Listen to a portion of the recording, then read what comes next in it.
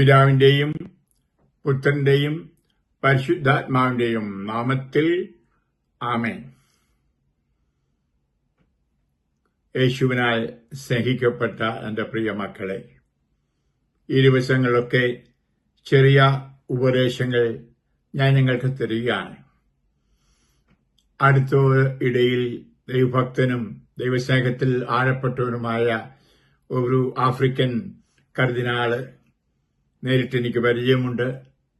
അങ്ങനെ സംസാരിച്ചിട്ടുണ്ട്, എനിക്ക് വേണ്ടി പ്രാർത്ഥിച്ചിട്ടുണ്ട്. ഞാൻ വീൽ ചെയറിലിരിക്കുന്ന കണ്ട് അനുകമ്പ കാണിച്ചിട്ടുണ്ട്. റൂമിൽ വെച്ച് റോബർട്ട് സാറ പോപ്പാകാനായിട്ട് യോഗ്യതയുള്ളവനായിരുന്നു, ഒരു സ്ഥാനാർത്ഥിയായിരുന്നു, നിങ്ങൾക്കൊക്കെ അറിയാം. അദ്ദേഹം പറയുണ്ടായി, അടുത്ത നാളിൽ യൂറോപ്പിനെയും കത്തോലിക്ക സഭയും നശിപ്പിച്ചത് സ്വാതന്ത്ര്യമാണ്, അഴിച്ചുവിട്ട സ്വാതന്ത്ര്യം. പ്രിയപ്പെട്ടവർ, നമുക്കെല്ലാം അറിയാം, നമുക്ക് കിട്ടിയ ഒരു വലിയ അനുഗ്രഹമാണ് മാമോദീസയിലൂടെ ദൈവമക്കളുടെ സ്വാതന്ത്ര്യം. അത് നമുക്കറിയാം, ഇഷ്ടം പോലെ തന്നിഷ്ടം പോലെ നടക്കാൻ അല്ല, തന്നിഷ്ടമല്ല പലപ്പോഴും ദൈവേഷ്ടം. അപ്പൊ ദൈവേഷ്ടം അനുസരിച്ച് സ്വതന്ത്രരാകുകയാണ് യഥാർത്ഥ ദൈവമക്കളുടെ സ്വാതന്ത്ര്യം എന്ന് അർത്ഥമാക്കുന്നത്. നമുക്കറിയാം, ഇന്ന് നമ്മൾ ജീവിക്കുന്നത് എല്ലാ തരത്തിലും എല്ലാം അനുവദനീയമാണ് എന്ന് പറയുന്ന ഒരു സംഭവം. കള്ളു കുടിച്ചാലും കുഴപ്പമില്ല, വ്യഭിചാരം ചെയ്താലും കുഴപ്പമില്ല, വ്യഭിചാര സന്തതി ഉണ്ടായാലും കുഴപ്പമില്ല, എല്ലാം കുഴപ്പമില്ല, നല്ലതാണ്, സാരമില്ല. ഇങ്ങനെ എല്ലാവരും വിട്ടുവീഴ്ച മനോഭാവത്തോടെ ഇതാണ് ക്രിസ്തീയ സ്വാതന്ത്ര്യം എന്ന് നനയ്ക്കുന്നവർ ഉണ്ട്. അവിടെ ചില ബൈബിൾ വാക്യങ്ങളൊക്കെ കൊണ്ടുവന്ന് എന്തായാലും കർത്താവ് ക്ഷമിക്കും, എങ്ങനെയായാലും കർത്താവിന്റെ സ്വർഗത്തിൽ പോകാൻ കഴിയും, എന്റെ പാപവും ബലഹീനതയും അവനറിയാൻ കുഴപ്പമില്ല, ഇങ്ങനെയൊക്കെ അതിനെ ന്യായീകരിച്ച് സാധൂകരിച്ച് അതാണ് സ്വാതന്ത്ര്യം എന്ന് വിചാരിക്കുന്നവരുണ്ട്. അതുകൊണ്ട് നിങ്ങളുടെ 2 വാക്ക് ചെറിയ ഈ വീഡിയോയിലൂടെ എന്താണ് ആ ക്രിസ്തീയ സ്വാതന്ത്ര്യം എന്ന് ഞാനൊന്ന് പറഞ്ഞോട്ടെ. ഗലാത്യർ 5-ാം അധ്യായം വചനം 1. സ്വാതന്ത്ര്യത്തിലേക്ക് ക്രിസ്തു നമ്മളെ വിമോചിപ്പിച്ചു, അതുകൊണ്ട് നിങ്ങൾ സ്ഥിരതയോടെ നിൽക്കുവിൻ. അടിമത്തത്തിന്റെ നുകത്തിന് ഇനിയും നിങ്ങൾ വിധേയരാകരുത്. അപ്പോൾ നമ്മൾ സ്വതന്ത്രരായത് പിശാചിൽ നിന്നും പാപത്തിന്റെ ബന്ധനങ്ങളിൽ നിന്നുമാണ്. അതുകൊണ്ടാണ് നമ്മൾ ജ്ഞാനസ്ഥാനം സ്വീകരിക്കുമ്പോൾ പിശാചിനെയും പ്രവൃത്തികളെയും പാപത്തെയും പാപസാഹചര്യങ്ങളെയും വെറുക്കുന്നു, ഉപേക്ഷിക്കുന്നു എന്ന് ദൈവത്തോട് വാഗ്ദാനം ചെയ്യുന്നത് തന്നെ. അപ്പോഴാണ് ആ സ്വാതന്ത്ര്യം.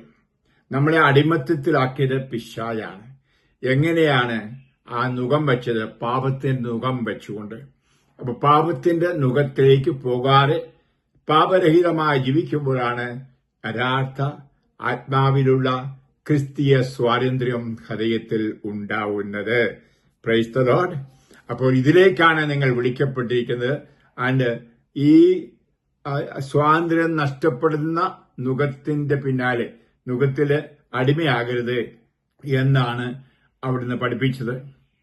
13-ാം അധ്യായം, 13-ാം വചനം അതേ അധ്യായത്തിൽ, ഗലാത്യർ അധ്യായം 5:13. നിങ്ങളെ അസ്വസ്ഥരാക്കുന്നവർ പൂർണ്ണമായും 5:13. സഹോദരരെ, സ്വാതന്ത്ര്യത്തിലേക്കാണ് നിങ്ങൾ വിളിക്കപ്പെട്ടിരിക്കുന്നത്. ഭൗമിക സുഖത്തിനുള്ള സ്വാതന്ത്ര്യമായി അതിനെ ഗണിക്കരുത് എന്നു മാത്രം. പ്രത്യുത സ്നേഹത്തോടെ ദാസരെ പോലെ പരസ്പരം സേവിക്കുവിൻ. വളരെ വ്യക്തമായിട്ട് പറയുന്നു എന്താണ് സ്വാതന്ത്ര്യം. നാം വിളിക്കപ്പെട്ടിരിക്കുന്നത് അത് സ്വാതന്ത്ര്യത്തിലേക്ക് ആണ്. അത് ഭൗമിക സുഖത്തിനുള്ള സ്വാതന്ത്ര്യമല്ല. ഇന്ന് ആ സ്വാതന്ത്ര്യമല്ലേ പലരും സ്വാതന്ത്ര്യം എന്ന് പറയുന്നത്. പരസ്ത്രീകളുടെ പിന്നാലെ പോകാൻ, പരപുരുഷന്റെ പിന്നാലെ പോകാൻ, സ്വയം ഭോഗം ചെയ്യാൻ, അല്ലെങ്കിൽ വീഡിയോ കാണാൻ, അങ്ങനെ ആ നീലച്ചിത്രങ്ങൾ കണ്ട് സ്വയം ഭോഗം ചെയ്യുവാന്, അല്ലെങ്കിൽ എന്റെ ഭാര്യയെ തല്ലാന്, എന്റെ ഭർത്താവിനെ നിന്ദിക്കുവാൻ, ബഹുമാനിക്കാതിരിക്കുവാൻ, സഭയെ ചീത്ത വിളിക്കുവാൻ, വൈദികരെ താരടിക്കുവാൻ, ഇതെല്ലാം എന്റെ സ്വാതന്ത്ര്യമാണെന്ന് പറയുന്ന ഒത്തിരി ജനങ്ങളെ കാണാൻ സാധിക്കും. അങ്ങനെ ഒരു സുഖം, ഒരു ഭൗമിക സുഖം നമ്മൾ ഈ ലോകത്തിൻ്റെത് ആകരുത്. യേശു തന്നെ പറഞ്ഞു, ഞാൻ ലോകത്തിൻ്റെതല്ലാത്തതുപോലെ നിങ്ങളും ലോകത്തിൻ്റെതല്ല എന്ന്. അപ്പോൾ ലോകത്തല്ലാതെ ഒരു ആത്മീയ ജീവിതം നയിക്കുന്ന ജീവിതമാണ് ക്രിസ്തീയ ജീവിതമെന്ന് നമുക്കറിയാം. അപ്പോൾ ഈ ആധ്യാത്മിക ജീവിതത്തിൽ അത് ഭൗമിക സുഖങ്ങൾക്ക് വേണ്ടിയിട്ടല്ല നമ്മൾ സ്വാതന്ത്ര്യം ഉപയോഗിക്കുന്നത്. അപ്പോൾ അങ്ങനെ ഉപയോഗിച്ചാൽ ദുർവിനിയോഗമാണ്, സ്വാതന്ത്ര്യത്തിന്റെ ദുർവിനിയോഗം. ഇന്ന് നമ്മുടെ സഭയിൽ ഒത്തിരി ഉണ്ട്. അതിന് ഇംഗ്ലീഷിൽ കോംപ്രമൈസ്, വിട്ടുവീഴ്ച എന്ന് പറയും, ഞാൻ ആദ്യം പറഞ്ഞതുപോലെ. അതുകൊണ്ടാണ് നമ്മുടെ സഭ ഒന്നിനൊന്നിന് തകർന്നുകൊണ്ട് പോകുന്നത്. ആർക്കും എന്തും ചെയ്യാം, ആർക്കും എന്തും പറയാം, ആർക്കും എന്തും പ്രസംഗിക്കാം, ആർക്കും എല്ലാത്തരം വീഡിയോകളും ഇടാം. ഒരു നിയന്ത്രണവും ഇല്ലാതെ, ഒരു ആത്മനിയന്ത്രണവും ഇല്ലാതെ മുന്നോട്ട് പോകുന്ന ഒരു സ്വാതന്ത്ര്യം. അത് എന്താണെന്നാ പറഞ്ഞിരിക്കുന്നത്? ഭൗമിക സുഖത്തിനുള്ള സ്വാതന്ത്ര്യം. നിങ്ങൾ അങ്ങനെ അതിനെ ഗണിക്കരുത് എന്ന് ശാസിച്ചുകൊണ്ട് പറയുന്നു. ഒന്നാമത്തെ മാർപ്പാപ്പ ആയിരുന്ന പത്രോസ് 1 പത്രോസ് 2:16 പറയുന്നു, നിങ്ങളുടെ സ്വാതന്ത്ര്യം തിന്മയുടെ ആവരണമാക്കരുത്, മറിച്ച് ദൈവത്തിന്റെ ദാസരെ പോലെ ജീവിക്കുവിൻ. എല്ലാ മനുഷ്യരെയും ബഹുമാനിക്കുവിൻ, നമ്മുടെ സഹോദരരെ സ്നേഹിക്കുവിൻ, ദൈവത്തെ ഭയപ്പെടുവിൻ. ഹല്ലേലൂയ. വ്യക്തമാക്കുകയാണ് അത് തിന്മ ചെയ്യുവാനുള്ള ഒരു ലൈസൻസ് ആയിരിക്കരുത് ഈ സ്വാതന്ത്ര്യം എന്ന്. തിന്മയുടെ ആവരണം ആയിരിക്കരുത്. ഞാൻ പരിശുദ്ധാത്മാവിൽ സ്വതന്ത്രൻ ആണ്. എന്റെ പാപങ്ങളും ദോഷങ്ങളും എല്ലാം 2000 വർഷങ്ങൾക്ക് മുമ്പ് കുരിശിൽ ഏറ്റെടുത്തു. തത്തലസ്ഥായി എല്ലാം പൂർത്തീകരിച്ചിരിക്കുന്നു. ഇനി ഞാൻ സ്വതന്ത്രൻ. പാപം ഇല്ല, സ്വർഗം എല്ലാവർക്കും ഉണ്ട്, നരകമില്ല, ശുദ്ധീകരണവുമില്ല. അങ്ങനെ സിദ്ധാന്തങ്ങൾ തന്നെ പ്രസംഗിച്ചും പറഞ്ഞു നടക്കുന്ന ധാരാളം പേരുണ്ട്. ഉദാഹരണങ്ങളും ഞാൻ പറയാതെ നിങ്ങൾക്കറിയാം. അതുകൊണ്ട് പ്രാർത്ഥിക്കേണ്ട ആവശ്യമുണ്ട്, പള്ളിയിൽ പോകേണ്ട ആവശ്യമുണ്ട്, കൂടാശകളുടെ ആവശ്യമുണ്ട്, അച്ഛന്മാരെയും മെത്രാന്മാരെയും കൊണ്ട് ആവശ്യം. എന്തിന് സഭയുടെ തന്നെ ആവശ്യമില്ല. അതെ, സ്വാതന്ത്ര്യം ചിന്തിച്ച് സഭയിൽ നിന്നും, കൂടാശകളിൽ നിന്നും, പ്രാർത്ഥനകളിൽ നിന്നും, നല്ല കാര്യം ചെയ്യുന്നതിൽ നിന്നും സ്വതന്ത്രരായിരിക്കുകയാണ്. ഹല്ലേലൂയ. അതല്ല സ്വാതന്ത്ര്യം. ഇതാണ് ക്രൈസ്തവരെ, സഭയെ നശിപ്പിക്കുന്നതെന്നാണ് കാർഡിനൽ സാറ പറഞ്ഞത്. പിന്നെ എന്താണ് നമ്മുടെ സ്വാതന്ത്ര്യം? സ്നേഹിക്കാനുള്ള സ്വാതന്ത്ര്യം. എല്ലാവരെയും സ്നേഹിക്കുക. ദൈവത്തെ സ്നേഹിക്കുന്ന പോലെ തന്നെ, ദൈവം നമ്മളെ സ്നേഹിക്കുന്ന പോലെ തന്നെ നമ്മളെയും സ്നേഹിക്കുക. ആ സ്വാതന്ത്ര്യം നമ്മൾ സ്വന്തമാക്കണം. മറ്റുള്ളവർക്ക് നന്മ ചെയ്യുവാനുള്ള സ്വാതന്ത്ര്യം അതും സ്വന്തമാക്കണം. അതെങ്ങനെ നന്മ ചെയ്യണം? യജമാനന്മാരെ പോലല്ല, സേവകരെ പോലെ താഴ്മയോടെ, എളിമയോടെ മറ്റുള്ളവർക്ക് നന്മ ചെയ്യുക. അത് സേവകരായിത്തീരുക. അതാണ് സ്വാതന്ത്ര്യം. എനിക്ക് എവിടെയും കയറിച്ചെന്ന് ആർക്കും എന്തും ചെയ്യുവാനുള്ള സ്വാതന്ത്ര്യമുണ്ട്. ആർക്കും എന്തും നന്മ ചെയ്യാൻ സ്വാതന്ത്ര്യമുണ്ട്. അപ്പോൾ നന്മയിൽ ആയിരിക്കുവാനും, നന്മ ചെയ്യുവാനും, മറ്റുള്ളവരെ സ്നേഹിക്കുവാനും, മറ്റുള്ളവർക്ക് നന്മ ചെയ്യുവാനുമുള്ള ആ കൃപയാണ് ക്രിസ്തീയ സ്വാതന്ത്ര്യം. ഹല്ലേലൂയ.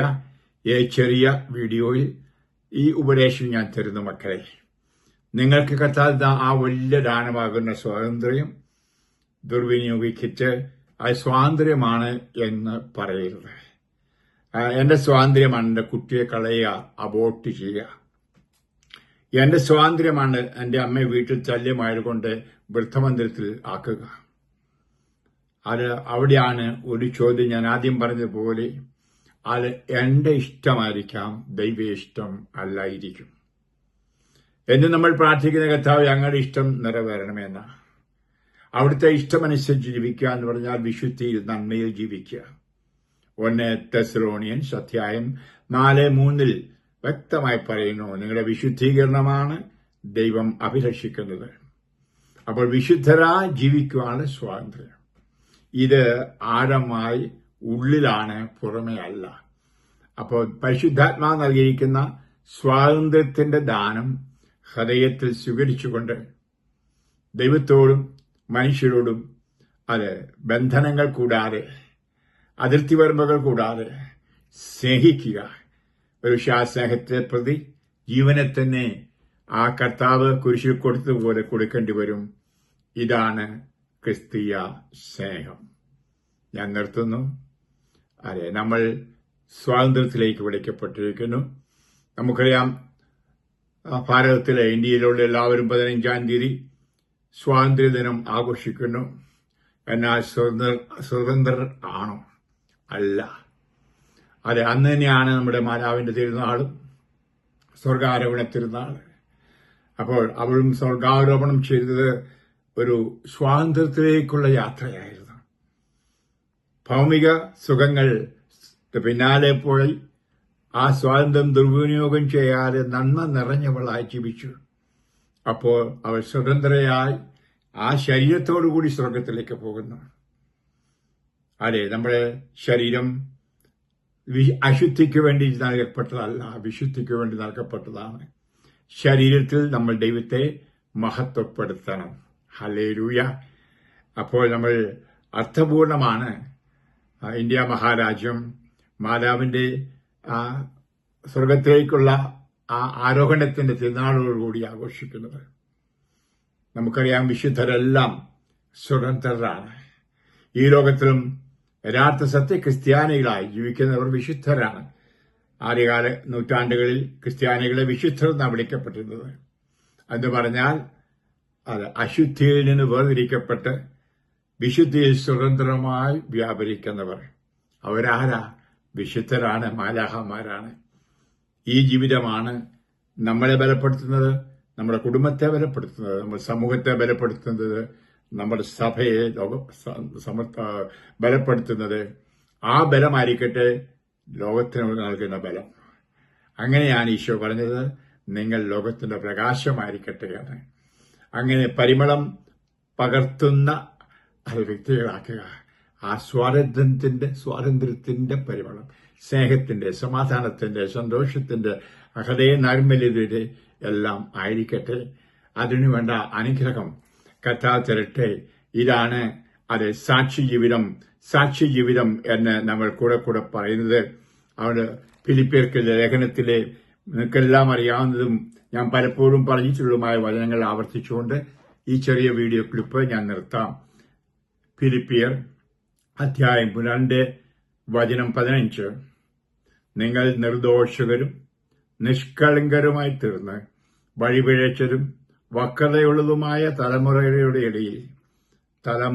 ഇടയിൽ കുറ്റമറ്റ ദൈവമക്കളാവട്ടെ. അവരുടെ മധ്യേ ലോകത്തിൽ നിങ്ങൾ വെളിച്ചമായി പ്രകാശിക്കുകയും ചെയ്യട്ടെ. ആമേൻ. നിങ്ങൾ ഓരോരുത്തരെയും ജീവിക്കുന്ന ഈശോയുടെ വെളിച്ചത്തിൽ, കൃപയിൽ, അനുഗ്രഹത്തിൽ സമർപ്പിച്ചുകൊണ്ട് ആശീർവദിക്കുന്നു. മാമോദീസായിൽ ജ്ഞാനസ്ഥാനത്തിൽ കിട്ടിയ സ്വാതന്ത്ര്യം ധാരാളമായി വിനിയോഗിക്കട്ടെ. ആ കൃപയാണ് സ്വാതന്ത്ര്യത്തിന്റെ കൃപ. കർത്താവേ, ഈ മക്കളെ അർപ്പിച്ച് ഞാൻ ആശീർവദിക്കുന്നു. ഇവരെപ്പോഴും സ്വതന്ത്രർ ആയിരിക്കട്ടെ. ആ അടിമത്തത്തിന്റെ നുഖത്തിലേക്ക്, പാപത്തിന്റെ നുഖത്തിലേക്ക് പോകാൻ ഇട വരാതിരിക്കട്ടെ. അതിനുള്ള സന്ദർഭങ്ങളും പരീക്ഷകളും ഉണ്ടാകുമ്പോൾ കിട്ടിയിരിക്കുന്ന കൃപയിൽ ആശ്രയിച്ചുകൊണ്ട് അതിജീവിച്ച് മുന്നോട്ട് പോകുവാൻ ഇടനൽകണമെന്ന് പ്രാർത്ഥിക്കുന്നു. ഞാൻ നിങ്ങളെ ആശീർവദിക്കുന്നു. പിതാവിന്റെയും പുത്രന്റെയും പരിശുദ്ധാത്മാവിന്റെയും നാമത്തിൽ. ആമേൻ. Praise the lord. ഹല്ലേലൂയ. മാതാവിന്റെ സ്വർഗാരോഹണ തിരുനാളിന്റെ മംഗളങ്ങൾ കൂടി ആശംസിക്കുന്നു. ആമേൻ.